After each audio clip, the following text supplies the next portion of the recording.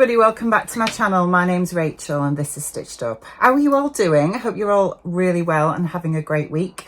So I am back with another Friday sews for you this week. I haven't done one for a couple of weeks. Last week you got a little tutorial from me for the little boxy top that I self-drafted. So I thought it'd be nice to catch up and tell you what I have been up to in the world of sewing.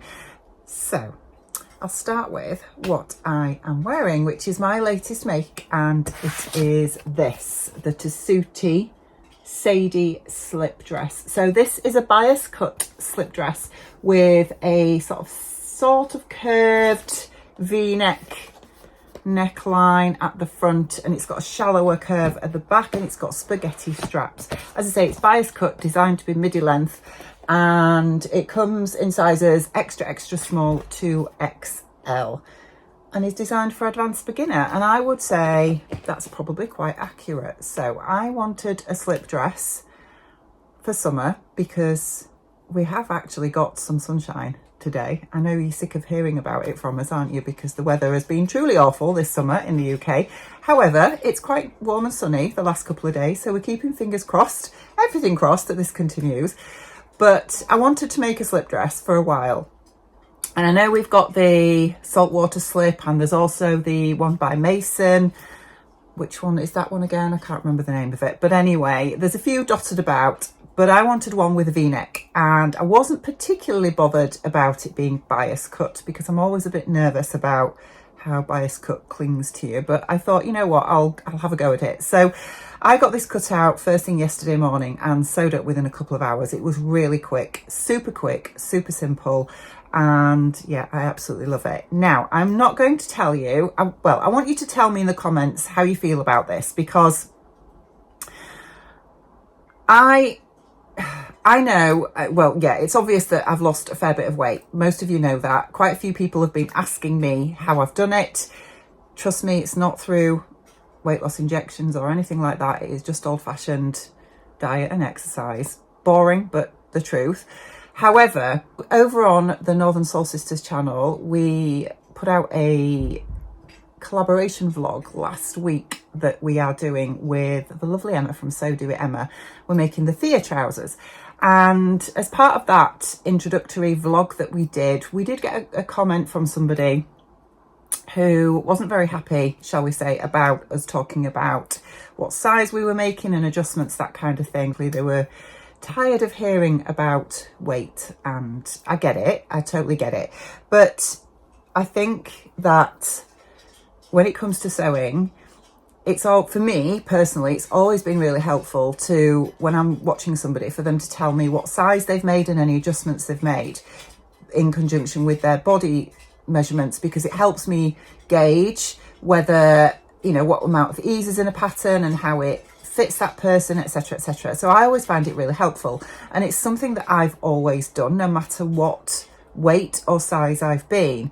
So yeah, it sort of made me, it took me aback a little bit, I must admit, because it's, yeah, I don't know how you feel about it. So I'm a bit hesitant to tell you what size I've made in this dress, if I'm honest, because I don't want people to, you know, make assumptions or whatever. So let me know in the comments if you found that helpful, or if you'd rather I just didn't bother anymore. And that's absolutely fine. I want these vlogs to be helpful to you. So anyway, I have made this dress. Let's get back to the Sadie slip dress. I, as I say, made it up in a couple of hours. I've used a beautiful viscose, and it's quite a heavy viscose actually. It's not heavyweight, but you know, there's some viscoses that are extremely lightweight. I always think the Lady McElroy viscose Shally is very lightweight.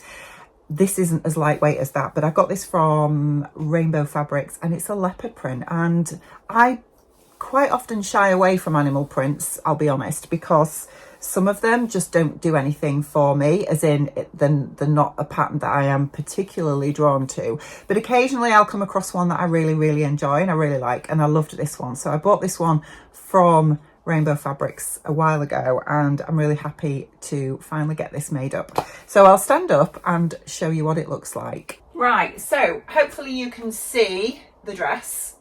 It is fairly midi length, as you can see. I have added an inch to the length. I basically cut the pattern piece off about probably just below my knee. It does say in the instructions just to add it onto the bottom, but I didn't want to do that because I didn't want to make it too flared. So I just cut probably about there and then added an inch. That's the only adjustment I made. I did grade between sizes because I'm pear-shaped. I've got bigger hips than my bust, so I fit into a couple of different sizes. So I did grade between them. It also has some waist darts at the back. They're like fisheye darts. And it does tell you in the instructions to, you know, sew them if you want, or you can leave them out. As I say, you've got this sort of nice little V neckline at the front, and then it's a bit more shallow at the back, as you can see. And then these really fine little spaghetti straps, which I just used my loop turner to turn those through. It is faced, and yeah, I'm really happy with it. I really like it. What I did with the hem, I'm going to get closer now so you can see without showing too much. I have done a rolled hem on my overlocker. So I don't know how well you can see that there.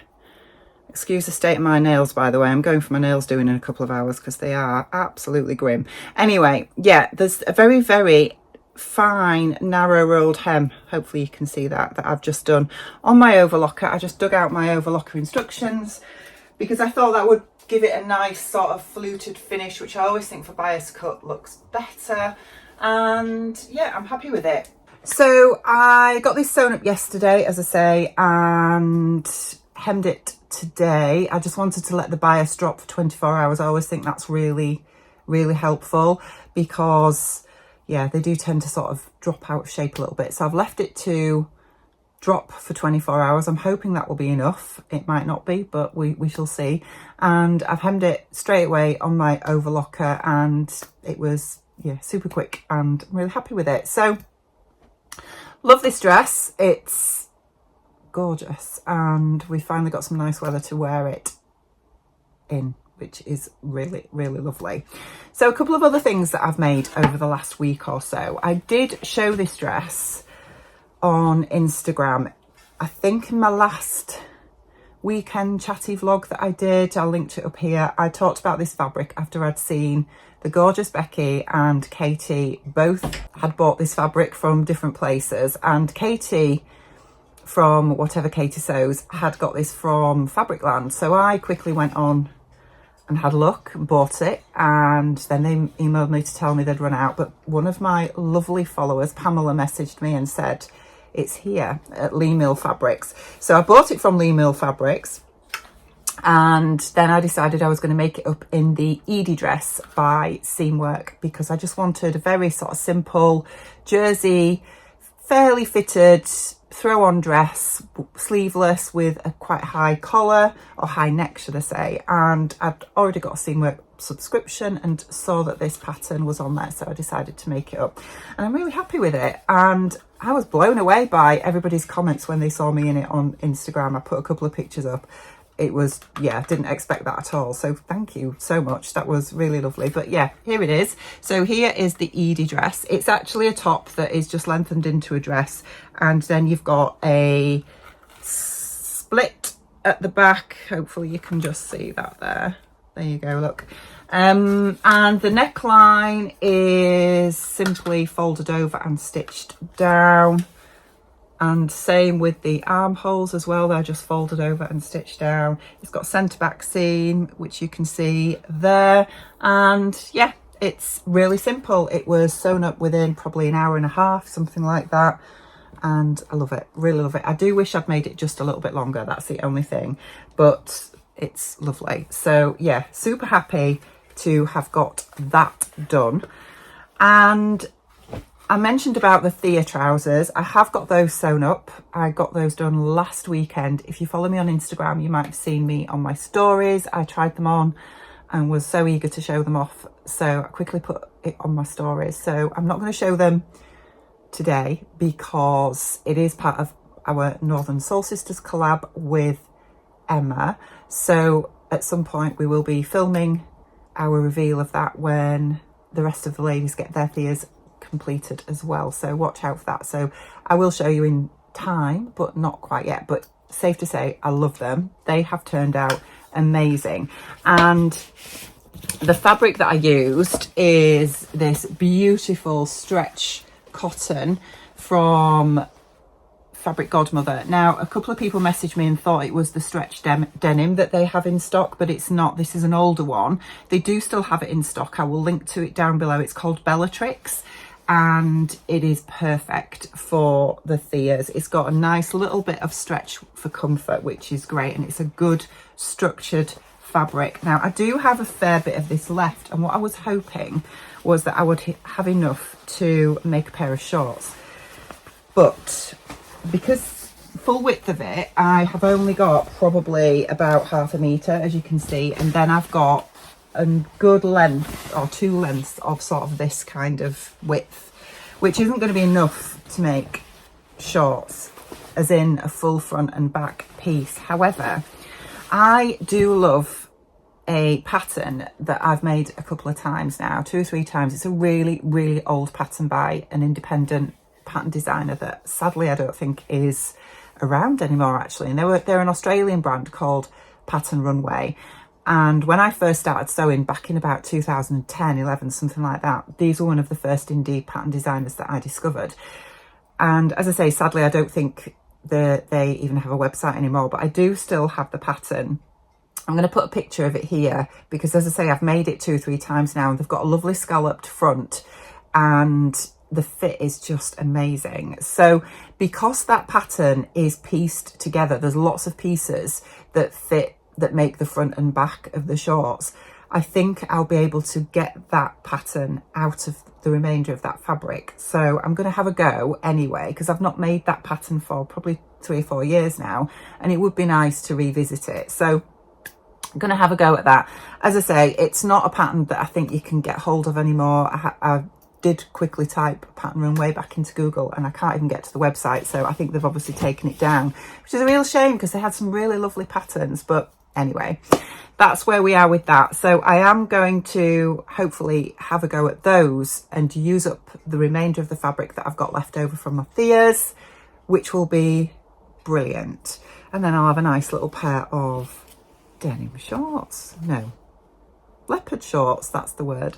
So yeah, that's that. And then I have actually made one other thing, because I'm meeting up with my gorgeous Northern Soul sisters this weekend. We're going to Rowan's for the night tomorrow night, and I want to wear my Theas because why not? I've just made them, but I needed like a little black top to wear with them. So I had a little look to see what I could make and what fabric I wanted to use, and I just wanted to use a plain fabric but with a little bit of interest. So I ended up buying the, I can't even remember what it's called, but it's by Carme Apparel.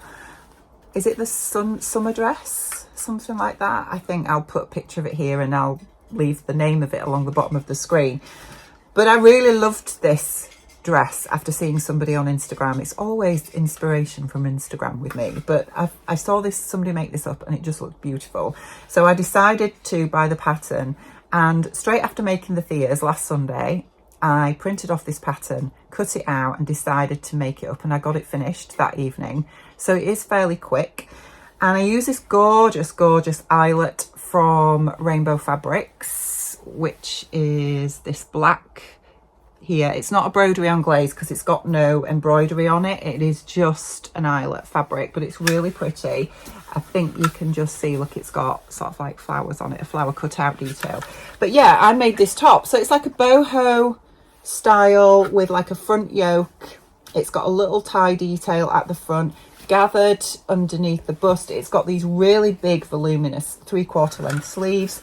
The back has a yoke detail as well, and the sleeves come all the way across the back and the front into the yoke. So I will take some pictures of me in it and put them in somewhere so you can have a look, but I really, really love it. I think it's so nice, and tucked in to the Theas, it looks really nice. So super happy with it. I used one of my Kylie in the Machine labels in there as well at the back, and yeah, it's designed to be a dress, but it does give cut lines on the pattern pieces so that you can just cut it shorter if you want to. So I could cut it off at the high hip and yeah, it's got a nice little sort of collar detail there as well.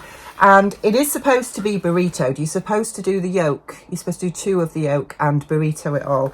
However, I didn't. With me using this fabric, because I wanted to see the cutout detail, and I thought if I line the yoke, you're not going to see that. It's going to be hidden. So I basically just folded over the front neckline instead of lining it, and I've just overlocked the seams inside so that when you're wearing it, you get the benefit of seeing the detail of the fabric. I thought that would look better.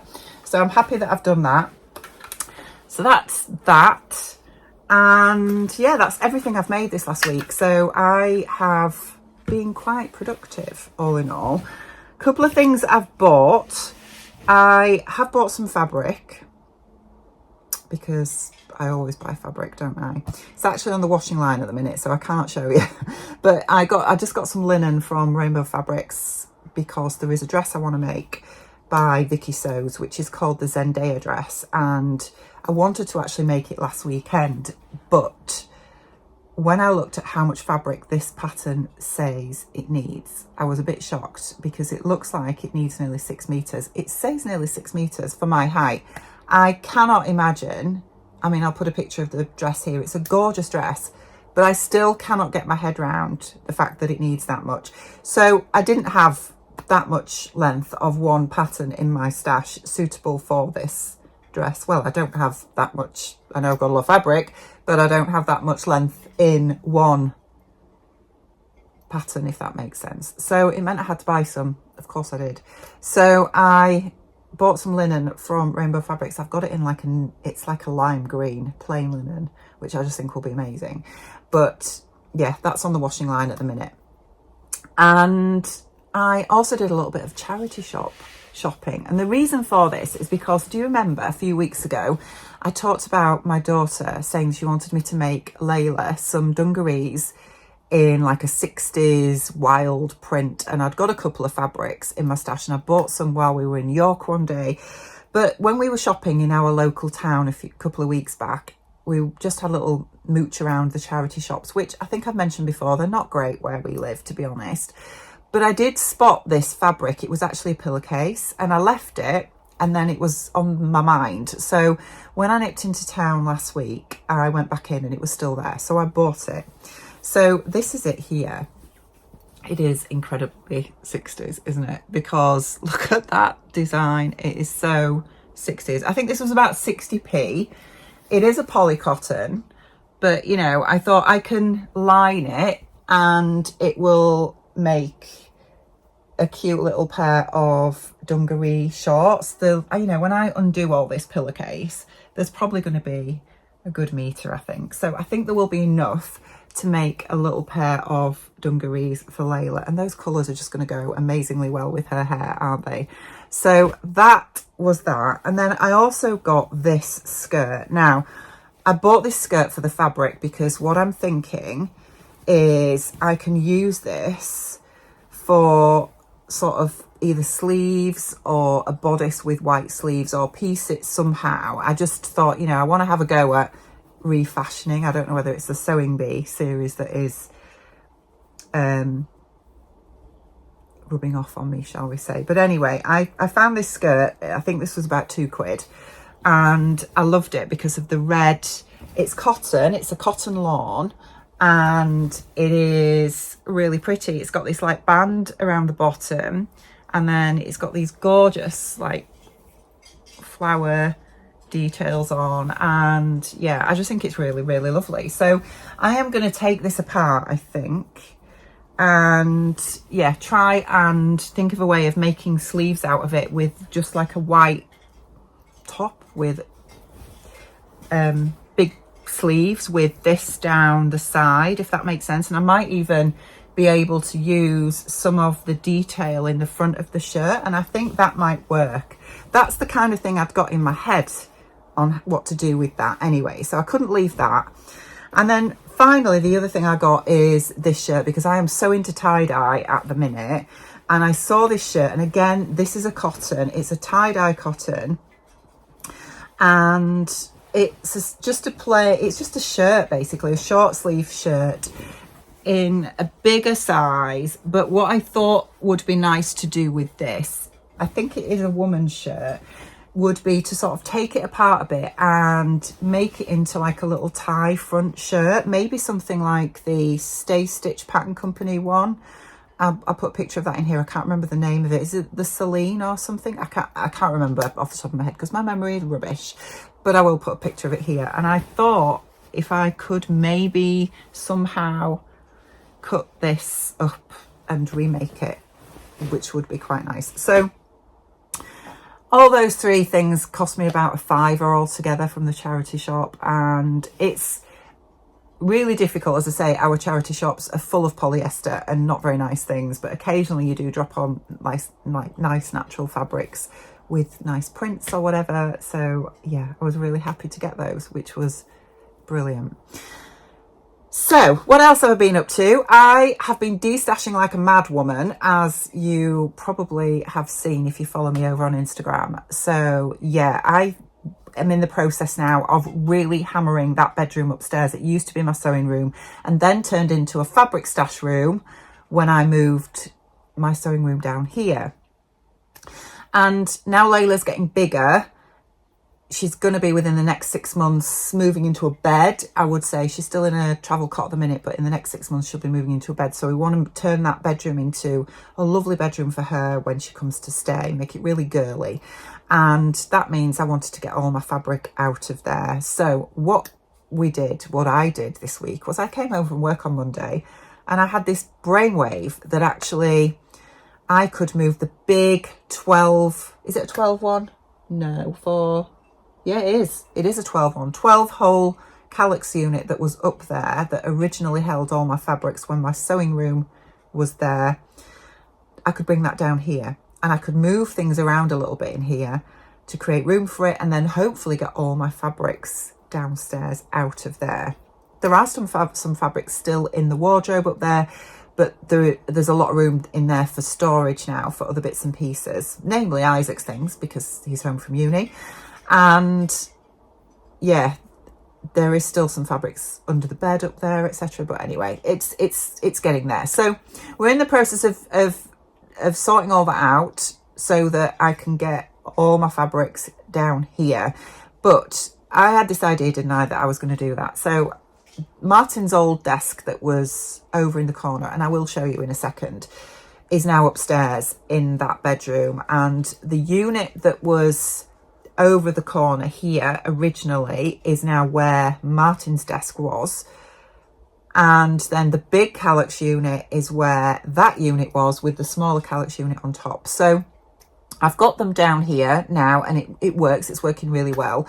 And then during the process of that, I was obviously sorting out a lot of fabric to destash, and I've been destashing that this week. So thank you to all of you that have bought from me. It's very much appreciated because it's helping me out loads. And what's really helped is that I've been able to sort through all those fabrics that were in the calyx unit upstairs again, and sort the fabrics that were in the units down here as well, and try and put them in some kind of order so that I can see exactly what I've got and where it is. And it was quite eye-opening because it meant that I found lots of things that were duplicates, namely lots of linens, and I have got probably the biggest white embroidery, no, it's broderie, isn't it? Broderie on glaze stash that probably anybody's got in the sewing community, because why I've got so many, I don't know, but I seem to have a bit of a problem with buying them, shall we say. So I have sorted out the fabrics now, and I can't fit everything in here still, as in, so it's tidied away in those units. But, you know, this is still a work in progress. I mean, over the last year, I've been destashing a lot. I am still buying. I will always buy fabrics because I love fabric and I love sewing with it and I love stroking it and looking at it longingly. But yeah, that is still going to happen, but I am working through things bit by bit. So anyway, I will show you what I've done in here so that you can see where I'm at currently and how things are working in this room.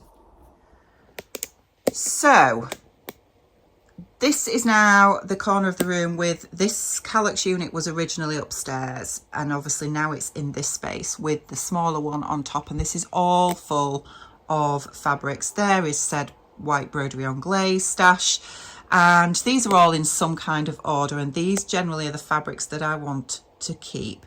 There are still a couple of fabrics just at the top there which I haven't got space for currently. And then if we sort of spin you round, don't look at that pile at the minute. This is the unit that was where the big 12 cubby hold calyx unit behind me was, and it's now in this corner here. And I've got Layla's fabrics in here plus all my other bits and pieces. I've just bought this little unit here for some sort of little craft bits and pieces that were in here, and also for when Layla comes. The remainder of Layla's fabrics are there that I haven't got room for at the minute. This is a pile of Destash fabrics that are still to be listed. This is a pile of Destash fabrics that have been sold that I need to parcel up and send off. And these are my 2 dresses that I made that I moved out of the way while I was showing you the dress I'm wearing earlier. And then these fabrics here are fabrics that I'm keeping that I currently don't have space for, which is really annoying. So at the minute they are just perched, and I need to find space for them because these are fabrics that I don't want to get rid of. And yeah, which is a bit frustrating, but I will have to just try and sort some space somewhere. So it probably will mean that I am going to have to go through this lot again at some point and be a bit more brutal and look at what I want to get rid of. And it might be that I destash some of these. I don't know. It's just, yeah. I would love to be in a position where all I've got left is this. This is my entire fabric stash, so that at a glance I can just think, right, I want to sew with a piece of viscose. I want to sew, I don't know, a dress, a summer dress or whatever, and I want some viscose, and I can go straight to my viscose stash and pick something, and that would be amazing to be able to do that. But I'm not there yet, and I'm not going to be there for some time. So yeah, that's where I'm at the moment. It's still, you know, it's tidy-ish, I guess, but I'm not happy with all those fabrics just perched on that desk over there. It's not great, but I just, unless I just put them upstairs again, because I haven't got room in the cupboards up there, I haven't got room under the bed because there are still fabrics under the bed that are in sealable bags that I need to get out at some point and go through all those. Yeah, so still loads to do, but it's going to take me some time. But we've now got everything to decorate that bedroom upstairs, and I'm hoping that we'll be able to get that done in the next couple of weeks. That would be great, and then at least it's done, and I can then hopefully have got through the rest of the bits down here that I want to destash, and then start on pulling out those resealable bags from under the bed and see what's in them, and maybe destash some of that too. Who knows? Anyway, I have been rabbiting on at you again for another 30 minutes. I'm getting really hot because it's so warm in here. I want to get outside and enjoy a little bit of sunshine during the rest of the day. So I hope you've enjoyed looking at what I've been up to this week. Next week, I don't know if there will be a vlog from me because we are having Layla for the majority of the week. And yeah, I don't know if I'm going to get time, to be honest, but we'll see. We'll see if I get a chance. And anyway, next week is the final of the Sewing Bee, which I'm really looking forward to watching as well. I don't have a favourite to win, although I've got a sneaky suspicion Luke might just do it. Let's watch this space anyway. But yeah, that's it from me. Take care of yourselves, and I will be back with you really soon. Bye.